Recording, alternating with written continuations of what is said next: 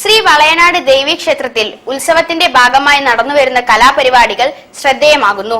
നിരവധി ഭക്തജനങ്ങളാണ് കലാവിരുന്ന് ആസ്വദിക്കാനായി എത്തുന്നത്.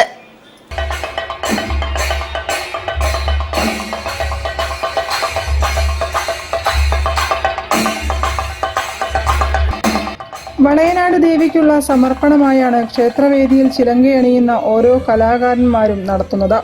ഉത്സവ ദിവസങ്ങളിൽ ദേവീ സന്നിധിയിൽ ചുവടുവെക്കുന്നത് പുണ്യമായും കലാജീവിതത്തിൽ ഐശ്വര്യവും അനുഗ്രഹവും നേടിത്തരുമെന്നും കരുതുന്നു. ശാസ്ത്രീയ നൃത്തങ്ങളും തായമ്പക, സംഗീതാർച്ചന, ഓട്ടൻതുള്ളൽ, ഗ്രൂപ്പ് ഡാൻസ്, സെമി ക്ലാസിക്കൽ നൃത്തം, ഭക്തിഗാനമേള, ദേവീ മഹാത്മ്യം, നാരായണീയം പാരായണം, ഭജന, നൃത്തശില്പം, ലാസ്യകേളി, ഫ്യൂഷൻ ഡാൻസുകൾ എന്നീ നിരവധി കലാ അവതരണങ്ങളാണ് വേദികളെ ധന്യമാക്കുന്നത്.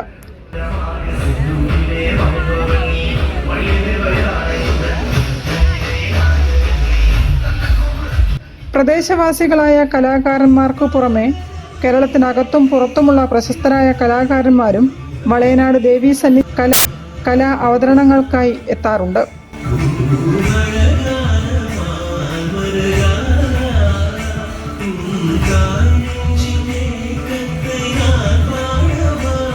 കോഴിക്കോടിന്റെ സംസ്കാരത്തോടും ഐതിഹ്യത്തോടും ഏറെ ചേർന്നു നിൽക്കുന്ന ശ്രീ വളയനാട് ദേവി ക്ഷേത്രം ക്ഷേത്ര ചടങ്ങുകൾ കൊണ്ടും ഉത്സവ രീതികൾ കൊണ്ടും വ്യത്യസ്തമാണ്. കോഴിക്കോട്ടെ സാമൂതിരി രാജാക്കന്മാരുടെ ഉപാസനാമൂർത്തിയായ ശ്രീ വളയനാട് ഭഗവതി പിൻതലമുറകൾക്കും ഐശ്വര്യവും രക്ഷയും ചൊരിഞ്ഞ് നിലകൊള്ളുന്നു.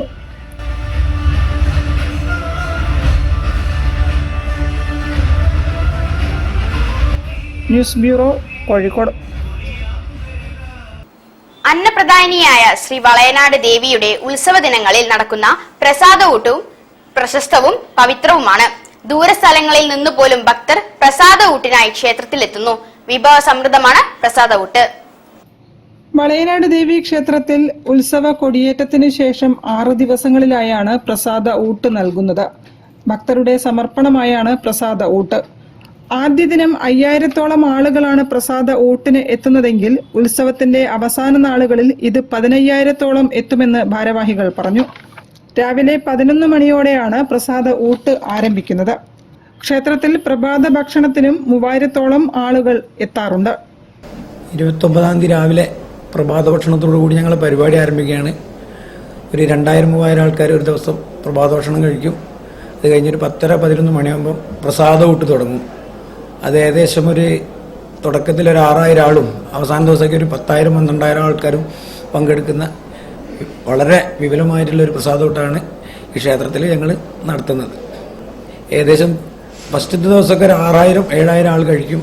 ലാസ്റ്റ് പള്ളിവേട്ട ദിവസം എന്തായാലും ഒരു 12,000 ആൾക്കാരോട് ഭക്ഷണം കഴിക്കും. എല്ലാവിധ വിഭവങ്ങളും പായസടക്കം എല്ലാം ഉണ്ടാവും.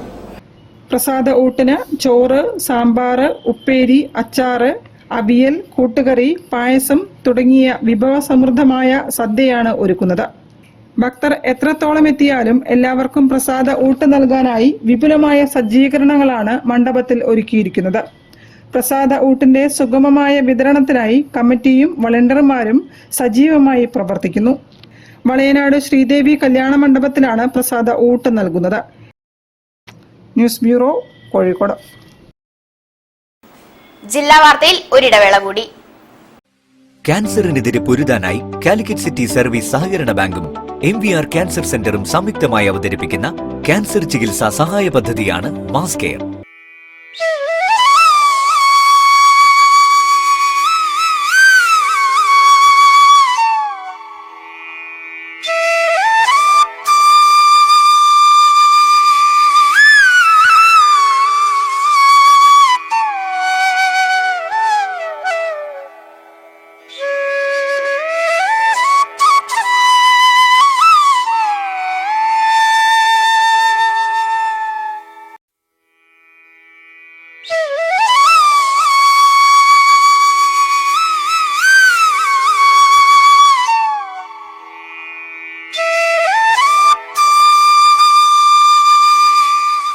Bobby Chamanur International Jewelers presents Christmas and New Year offer. Shop now and enjoy